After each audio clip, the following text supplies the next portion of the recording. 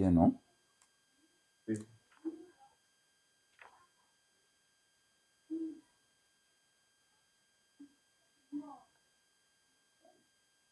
Shalom, bien-aimés dans le Seigneur. Nous bénissons Dieu parce qu'il nous a donné le souffle de vie pour que nous puissions animer notre émission avec comme thème Jésus revient bientôt. Mais avant de parler de ces thèmes-là, je nous en prie de garder un moment de silence. Nous voulons prier pour que le Seigneur nous conduise pendant ces temps. Nous prions au nom de Jésus. Éternel Dieu des armées, nous te disons merci pour ces temps que tu viens encore. Yahweh mon Dieu, nous édifier au travers de cette émission. Nous prions que le Saint-Esprit nous conduise du début jusqu'à la fin. Parle à nos cœurs et parle à tout celui qui va nous suivre en différé. Dans le nom de Jésus, nous avons ainsi prié et demandé. Amen. Je me présente pour ceux-là qui ne me connaissent pas. Je m'appelle Michel Omari. Je suis serviteur de Dieu à l'église Évangile de Vimbodi, une extension de la bombe. Que Dieu vous bénisse abondamment. Le sujet que nous voulons développer aujourd'hui, c'est autour de Jésus revient bientôt, que chaque chrétien et chaque homme doit tenir compte de cela, parce que nous sommes passagers sur cette terre. Nous devons nous rendre compte qu'un jour, le Seigneur reviendra pour nous prendre. Et il y a des conditions à remplir, des préalables à remplir. Mais je n'aimerais pas donner toute la matière maintenant là. J'aimerais que nous puissions nous poser quelques questions auxquelles nous allons répondre. Et ça va nous aider, bien-aimés, à nous préparer très bien à ce retour de notre Seigneur Jésus qui nous a sauvés. Et la première question que nous devons nous poser par rapport autour de ces grands thèmes, Jésus revient bientôt, c'est pourquoi affirmons-nous que Jésus revient bientôt? Dans notre thème, nous avons dit Jésus revient bientôt. Pourquoi nous devons donner cette affirmation sur le retour de notre Seigneur Jésus? La réponse sera que c'est parce que une promesse nous a été donnée par lui-même, Jésus, par lui-même avant qu'il ne retourne auprès de son Père. Et nous retrouvons cela dans Jean 14, le verset 2 à 3. Si nous pouvons lire cela dans Jean 14, le verset,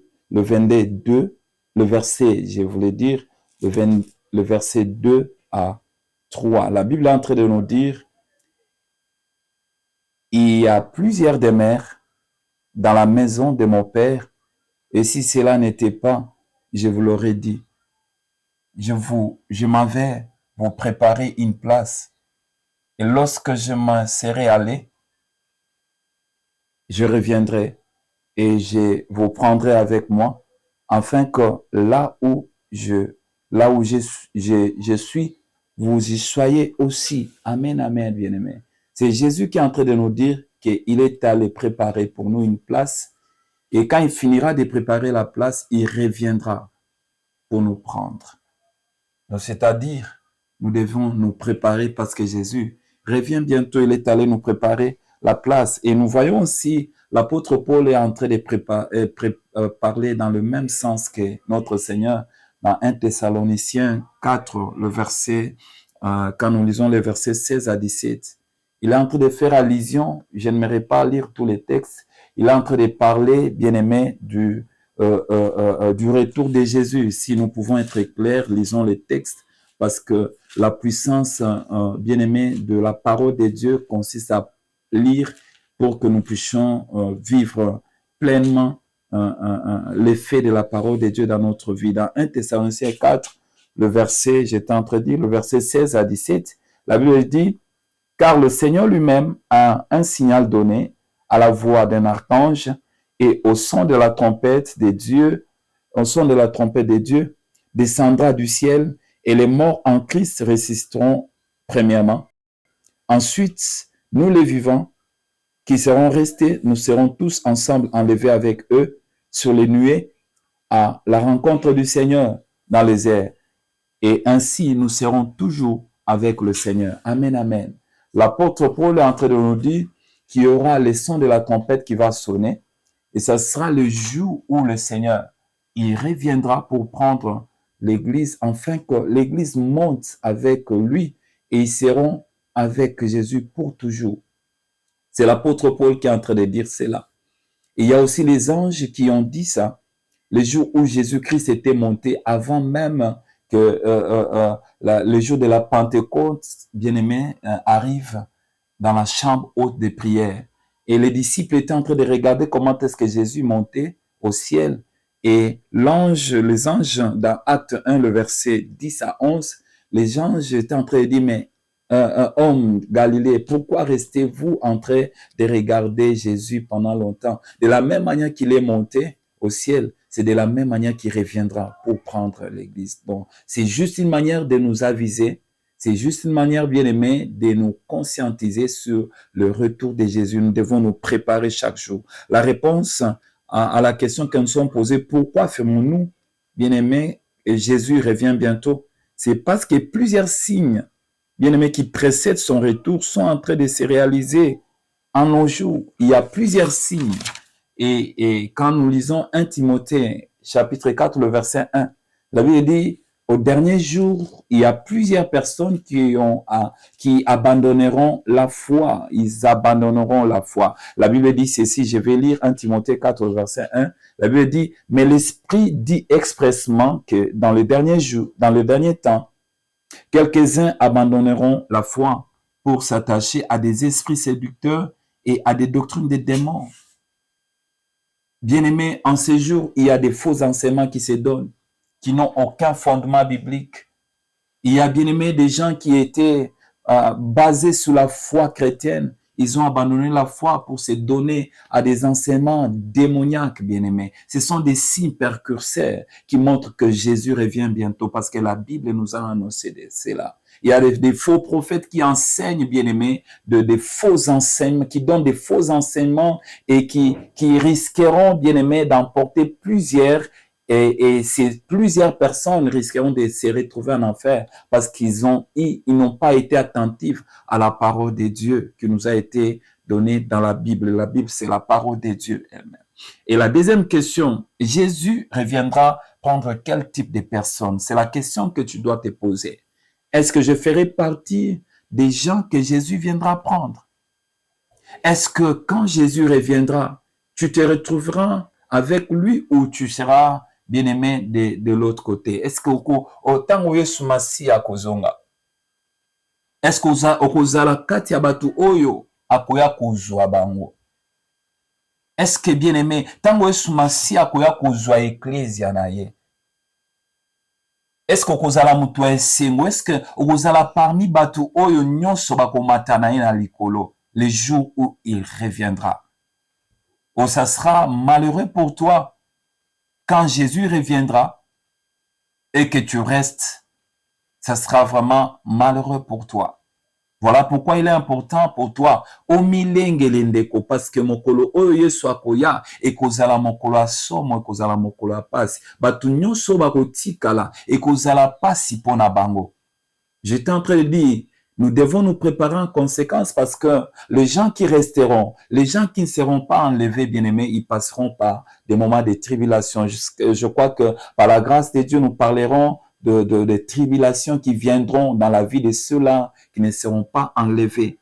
Et nous sommes en train de dire que Jésus viendra prendre seulement ceux-là qui seront morts en Christ et ceux-là qui seront vivants en Christ. C'est ce que 1 Thessaloniciens 4, verset 16 à 17 est en train de nous confirmer. Qu'au son de la trompette de Dieu, le Seigneur viendra et ceux-là qui seront, les morts en Christ seront ressuscités premièrement et ceux-là qui seront vivants et qui seront en Christ, ils seront enlevés, ils monteront avec le Seigneur, ils seront pour toujours avec eux. Ça, c'est le verset 17.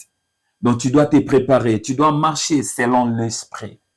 Et tu dois abandonner, bien-aimé, les désirs de la chair. C'est ce que Galates, chapitre 5, le verset 16 à 18 est en train de nous parler. Si tu marches selon la chair, si tu marches selon tes désirs, bien-aimé, Jésus ne te prendra pas.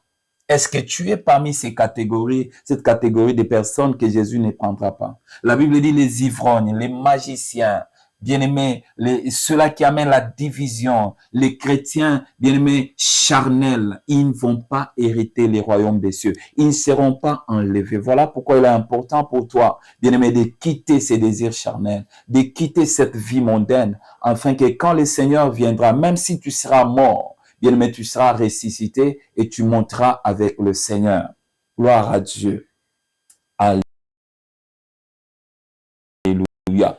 La troisième question, bien-aimé, que nous devons nous poser, comment faire pour être enlevé ces jours-là? J'aimerais me répéter pour nous, bien-aimés, de répondre à cette question. Et j'aimerais me répéter par rapport à ce que je venais de dire. Nous devons, bien-aimés, rechercher et nous devons nous préjouer. Personne ne verra Dieu. C'est ce qui dans Hébreux 12, le verset 14. Recherchez la paix avec tous. Est-ce que tu es en paix avec les autres? Là où tu vis, tu es en paix avec les autres. Est-ce que tu n'es pas là pour... Est-ce que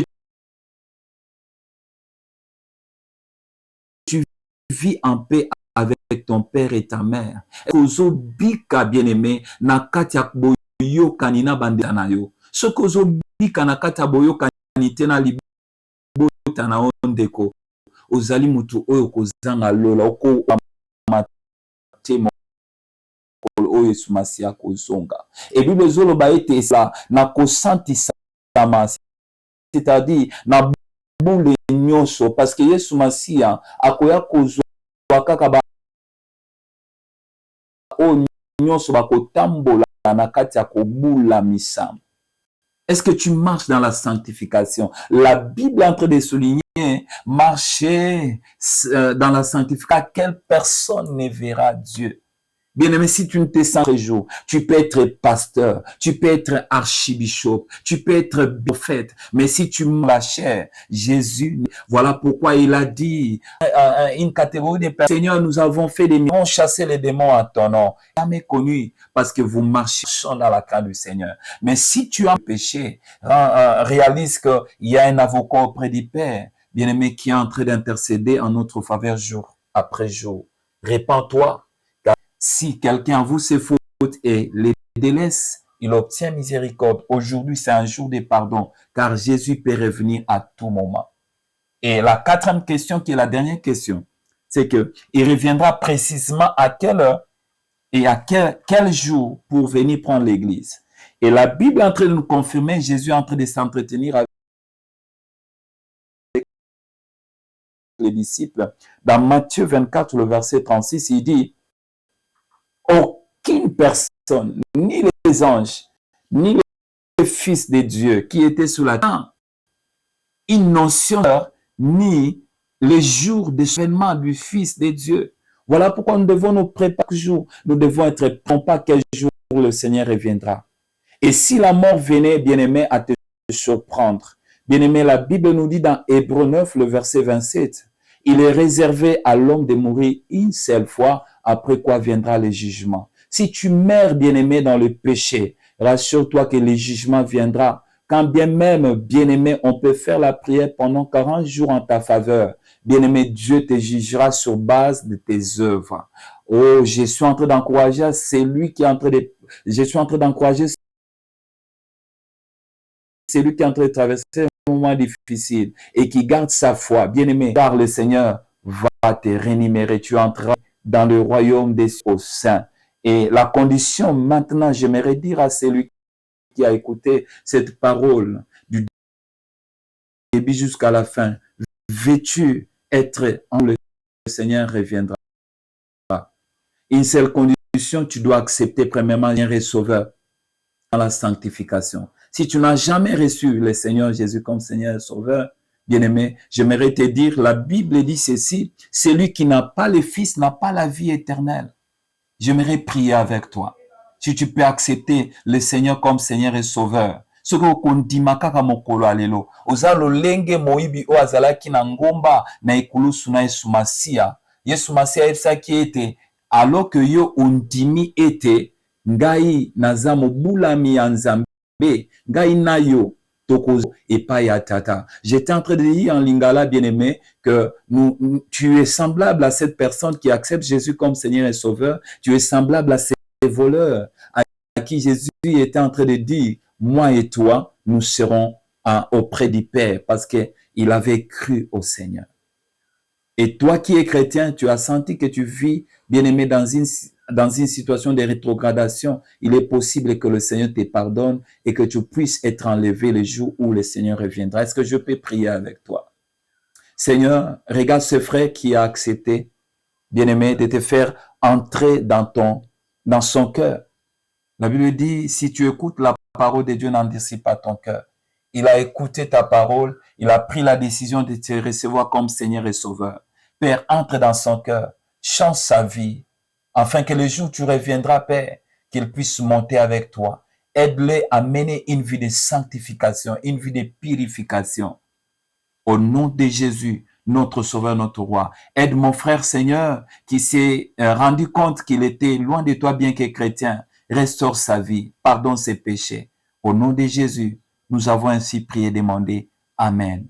Que le nom du Seigneur soit béni, que le nom du Seigneur soit glorifié. Toi qui as suivi cette émission jusqu'à la fin, et je m'ai dit, te rappeler encore, Jésus revient bientôt. Garde ce que tu as suivi tout au long de cette émission et je crois que le Seigneur te bénira infiniment et tu seras avec lui pour vivre avec lui pour toujours et éternellement. Que Dieu vous bénisse abondamment et nous allons nous revoir prochainement dans un autre numéro autour de Jésus revient bientôt avec le serviteur de Dieu, Honoré Moutaï. Que Dieu vous bénisse abondamment. Soutenez cette œuvre en utilisant les numéros qui vont passer et je crois que le Seigneur vous bénira davantage. Ciao.